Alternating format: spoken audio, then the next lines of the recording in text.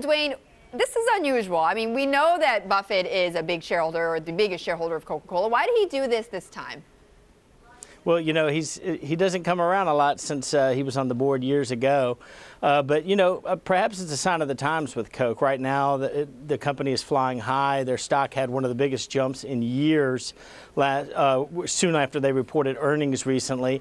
So I think the company's feeling real good about himself, and a way to energize the shareholders there at the meeting is, and also employees, a lot of employees at the meeting, is to bring the big man in himself and let him talk about the company more. So it was definitely an exciting moment for those there. A lot of times Coke likes to bring in, they brought in Will.i.am within recent years, and it's usually a surprise guest, and so big surprise yesterday. Will.i.am, Warren Buffett, you know, I mean, it runs the gamut.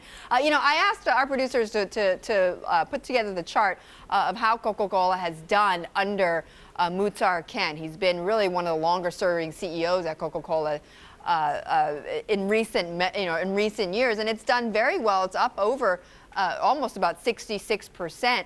So this is, as you say, a good time for Buffett to come in, because they finally have found somebody who they believe has done well at Coca-Cola after years of turmoil.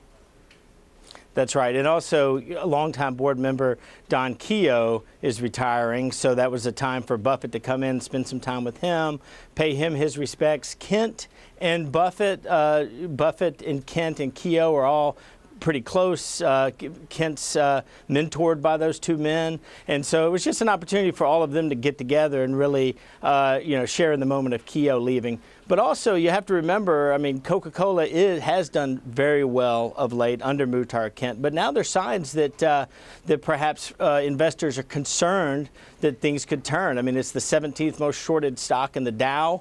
The short interest is up considerably recently. So, you know, perhaps it's an effort to reassure shareholders as well. Buffett did say he would never sell any of his 400 million shares. Well, why are the shorts building up? What are the worries, Duane?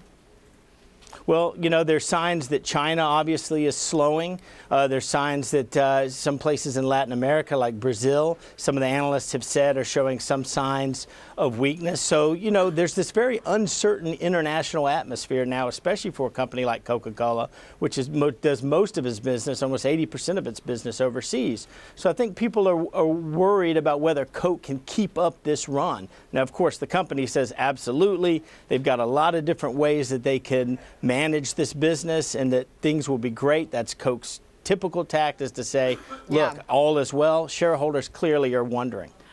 Duane, just on a final note, you were there at the meeting. I mean, what were the highlights between the discussion between Muhtar Kent and Warren Buffett?